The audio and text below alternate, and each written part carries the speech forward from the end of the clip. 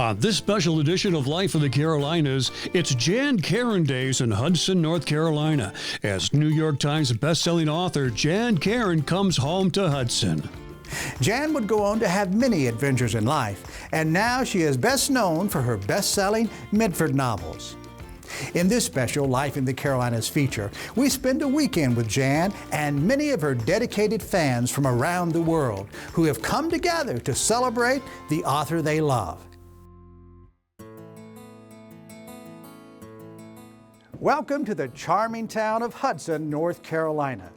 For years, this building was the Hudson School, and now it's the Hub Station, which is home to much of the area's creative energy. It's also home to the new Mitford Museum.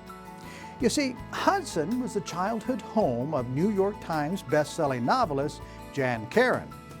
It was in this building and in this room that Janice Meredith Wilson attended first grade. Her teacher was Nan Downs. Jan would go on to have many adventures in life, and now she is best known for her best-selling Mitford novels. It is with great enthusiasm that her fans follow the adventures of the characters she brings to life with the turning of each page. In this special Life in the Carolinas feature, we spend a weekend with Jan and many of her dedicated fans from around the world who have come together to celebrate the author they love. This weekend was kicked off with a Mitford-style parade that brought out the very best in everyone. Hudson is just a special close town. It's the picturesque Mayberry, so to speak, in a way. And we have Jan Karon who grew up here, attended our school here, walked these very streets that you and I are standing on today as a young lady. And how special is that? Yeah, that's a pretty nice thing. It is. And yeah, it's a great place to have a business. It's a great place to raise a family. Yeah, it's nice. And you're going to be playing the ukulele today. I mean the banjo. The banjo, yeah. And you're going to be singing and dancing with me, right? I'll be dancing. I started earlier. I'm a little tired now, but I hear you. You know, I think the parade's getting ready to start, Bill. It looks like it. We're excited. Like it. I see the lights down there. Here she comes right now. Something's getting ready to happen. Okay. Here we go.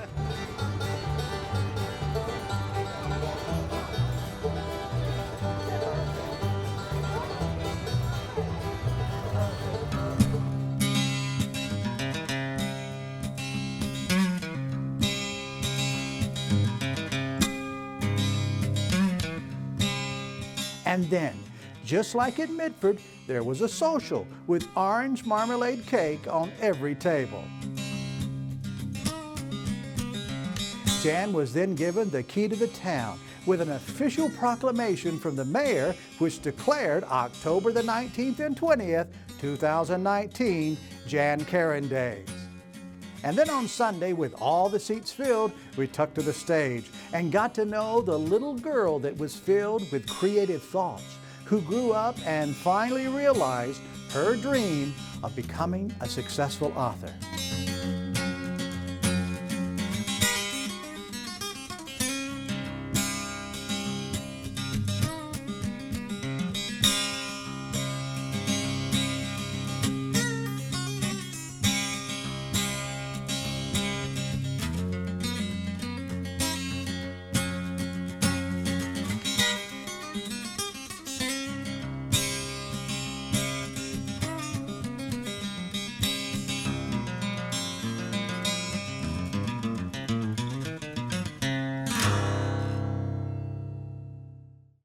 It's parade time here in Hudson, North Carolina. Well, for this weekend, it's Mitford, and that's because Jan Karon's in town. That's not the first time she's been here, because when she was a little girl, she lived here. Check out the parade. You're not only going to get to meet Jan, but you'll see some of her wonderful characters that she's brought to life. Take a look.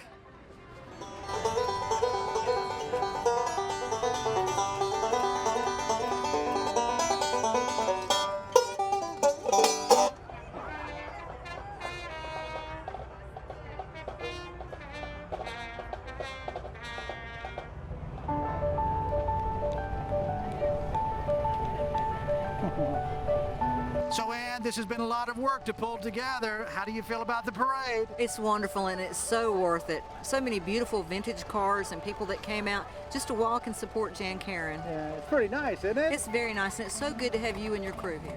So, beauty queen from Hudson High School, Hudson High School. What year? 1959. Hey, welcome to Mitford. See you at the Lord's Chapel on Sunday.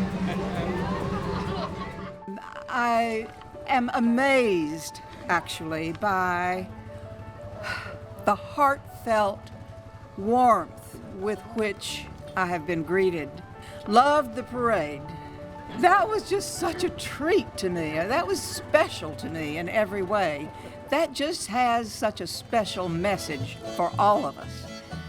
And love the enthusiasm with which you're doing this. Now, that's the thing. And so I asked Anne what they were going to do after this, like maybe go to the south of France or something. And she said, and what did you say? No, we're just going to drink and what? Party. Just kidding. Anyway, again, love the parade, love that seeing downtown is alive and vital and the shops look crisp and open for business, and you know, it's a very living little town. The orange marmalade cake, that was a completely fictional cake, and I think it occurred in my second novel. I wrote 14, but I don't remember if it was the second. In any case, I decided that every small town needs a great baker.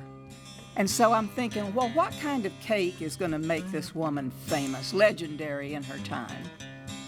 Not chocolate, because that's too expected. I'm a great fan of orange marmalade. So I said, how about an orange marmalade cake, and we'll have Esther Bolick. That'll be her thing. The readers loved hearing about it, and they started writing in wanting the recipe. But of course, there was no recipe. When I was the writer in residence for Victoria magazine during the Hearst years, do you all know Victoria magazine by any chance? They said, look, let's get a recipe for the orange marmalade cake and publish it, and that ought to be a hit. I said, okay. Edna Lewis, has anybody ever heard of Edna Lewis, the famous chef? And her colleague, Scott Peacock, got together in their kitchen in Atlanta and developed the orange marmalade cake recipe. And it's just a huge hit. It is so hard to make that I've never made it. I pay somebody to make it. So my hat's off to a kitchen that would put an orange marmalade cake on every table in the room. Ladies and gentlemen, please put your hands together and welcome Jan Karon to the stage.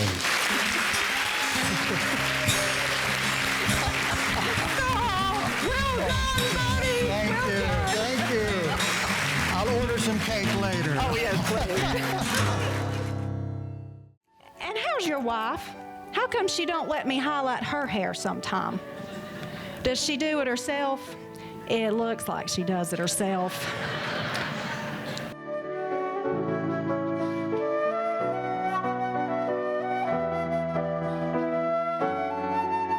Oh, the music is profoundly beautiful, don't you think?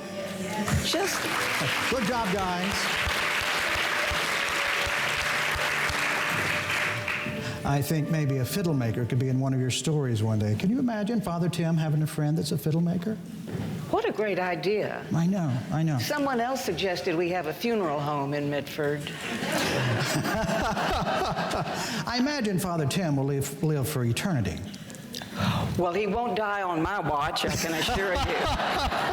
Why would you kill the goose that laid the golden egg? Precisely. These characters that you bring to life, I know some of the questions that you get often about your characters. Is Father Tim patterned after a real priest or your priest? Where did he come from? Well, he really just came out of a muddle of people I've met over the years, a muddle of priests I've known and other clergy.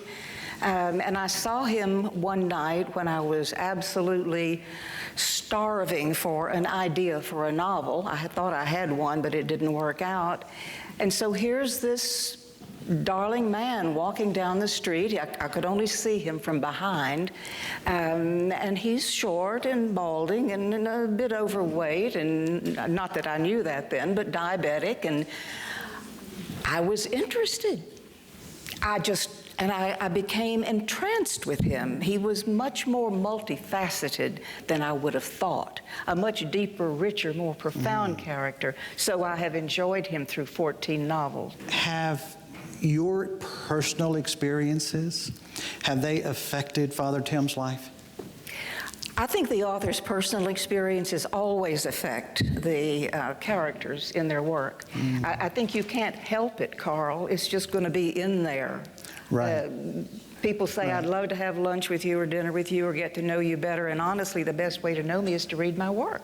That's where I really am in my work. That's right. Where did Dooley come from? Dooley came from a litter of kittens, you might say, that was scattered throughout the area. 5 siblings, each given away. And Dooley, until that point, had been the one at 11 years of age to sort of be the guardian of these children, to provide food and get them to school. I mean, it was a tremendously big job for such a young man, and yet he was bewildered and wounded and angry. And so he was not an easy character for me, because not only have I never raised a son, but I'd certainly never raised a wounded and angry son. So that was a huge challenge for me as a writer. So, born here, you went to school here, but you also had another experience here. You wrote your first book. My first book was about the length of Jane Austen's History of England. It was 14 pages.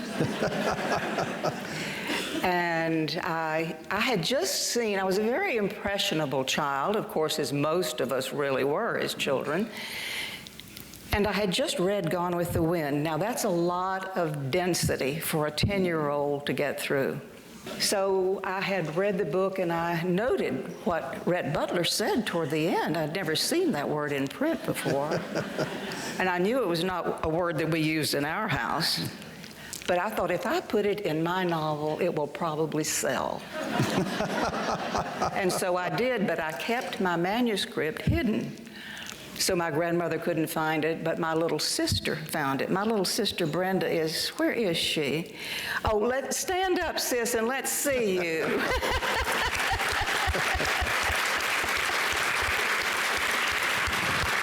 She turned me in to my grandmother. She said, Mama, Mama, Janice wrote a book, and it's got damn in it. My grandmother says, go out there and get me a switch and make it a little stinging switch. And you know, you all have had to go out and get your own switches. I'm sure you have. First of all, you've got to strip it. You got to strip it yourself and bring it in ready to go. I find that humiliating. So when I introduced Dooley, who was the little boy we talked about earlier, very angry, as any of us would be, and he met with Puny, and he used a bad word. He didn't say, I'm going to whip the horse hockey out of somebody when I get to Big 12. He used the S word. I thought, well, okay, I'll just use this one word, and I'll never do it again, because this will help people know who Dooley really is. I was a new author. I didn't know you didn't have to do that. So I had a Christian publisher at the time, and we sent it off to them, and they said, hey, Jan, we can't, no way, this word on page 194 has got to come out. I said, fine, take it out. But they forgot to take it out. Not my fault. And so 5,000 copies go out with this word on page 194, the S word. And the salesman, the publisher calls the salesman, fellas, get out there with a magic marker and get that word out of page 194. So these guys just scattered all over half the country, just scattered, and they're just laughing. They think this is the funniest thing ever happened to them. And so what they did was make a T-shirt, which is now a collector's item, and it says, page 194 happens.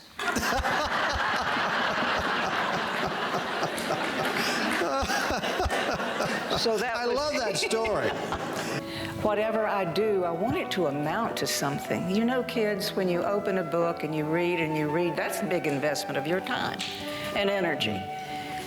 And when you close a Mitford book or any book I've written, my hope is that you will walk away with something. Because if you can't, then why bother? Have you seen what's going on down at Feel Good? No, what's going on? Tables and umbrellas. That's what, on the sidewalk. As if this is Paris, France, which it isn't. Just think of those paper napkins flying up in the air and the bird poop. Within your books and going on the Mitford journey, you've seen Dooley grow from that little redheaded boy to be a doctor. And what a journey that was. And we're sitting here in Hudson now. And you have gone through an amazing journey as well. Oh, interesting. Born here, come back home, if you will. Tell us what that feels like for you now. Well, almost overwhelming. It's like a dream.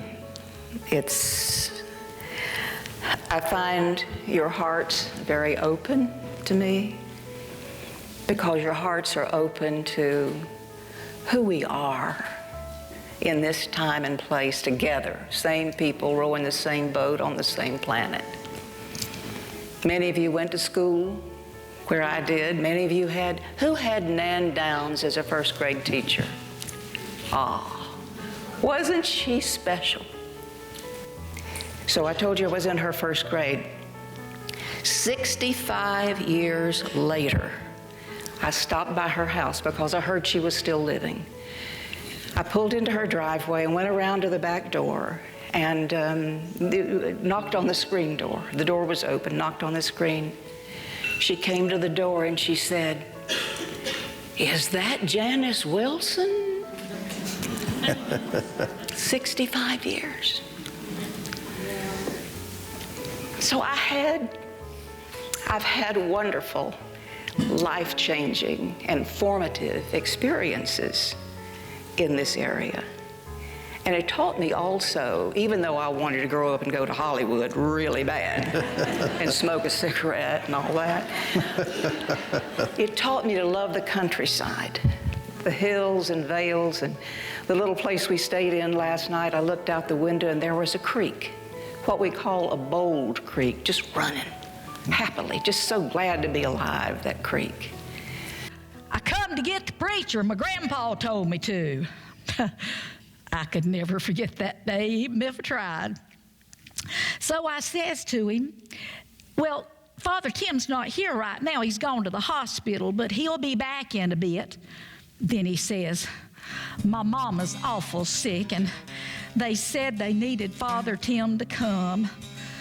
Well, that made me kind of sad, and I guess I sort of took a liking to him, you know, red hair and all, and so I told him to come in and sit and wait. Before I knowed it, he done asked me what my name was. Well, I told him my name was Puny. He looked at me right funny and said, "Well, where did you get a name like that?"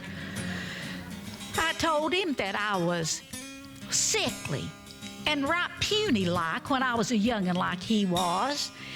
And so that name stuck, and it stayed Puny.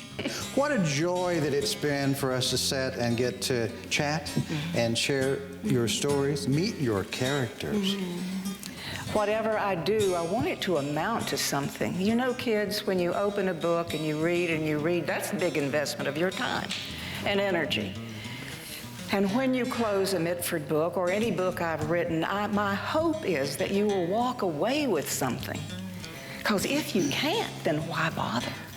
You share your stories with us, share a bit of your life, and what I believe to be your heart with us and your character. So what a wonderful thing, Jan Karon.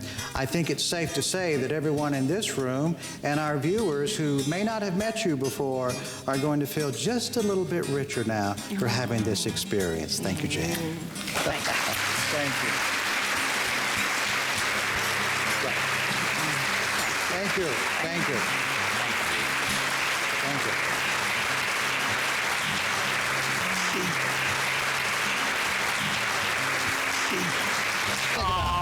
Take it out. Take it out. Oh, thank you.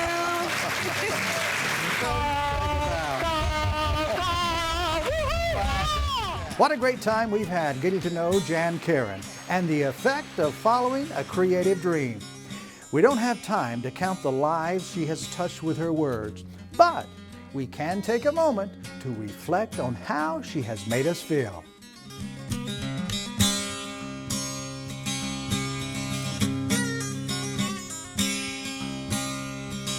Are you listening, Ray? The bookstore is our community center, Esther.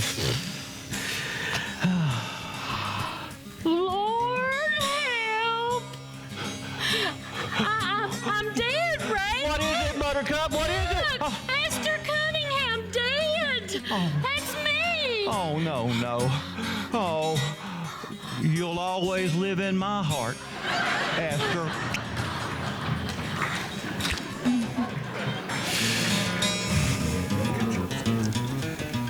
The right thing to say.